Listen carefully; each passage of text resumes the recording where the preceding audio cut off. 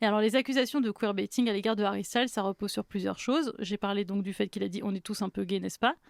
mais aussi sa façon de s'habiller. C'est compliqué parce qu'à la fois, je peux comprendre ce truc de dire: «Mais ouais, franchement, les célébrités, vous vous amusez à jouer à ça en couverture de Vogue, mais nous, en fait, on risque notre vie». À la fois, on peut aussi se dire: «Bah, est-ce que, le fait de normaliser, aux yeux des gens, ce type de look et tout, c'est pas aussi une façon d'aider indirectement, ces personnes-là?» Après, pour ce qui est de Harry Styles, bah, en fait, ouais, on sait pas s'il est queer. Je trouve ça bizarre d'avoir une exigence de savoir avec, quel type de genre il couche ou il relationne.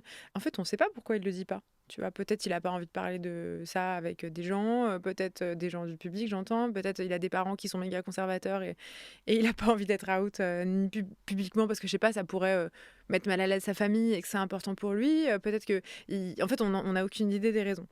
Et peut-être aussi que c'est, un calcul strictement personnel de, «Je suis une méga star et je gagnerais moins d'argent, si j'étais out». C'est possible aussi, bien sûr. Mais dans tous les cas, moi, j'essaie toujours de me mettre à la place de la personne. Ce sont des choix qui sont très personnels. Je me sens pas, le droit de dire aux gens, «Faites votre coming out». Est-ce que le public peut exiger de le savoir? Est-ce qu'il doit signer un papier disant qu'il est queer pour avoir le droit d'utiliser certains codes, pour avoir le droit de mettre une robe? Est-ce que ça nuit à la communauté queer si une personne qui n'est pas out Mmh. utilise ces codes-là?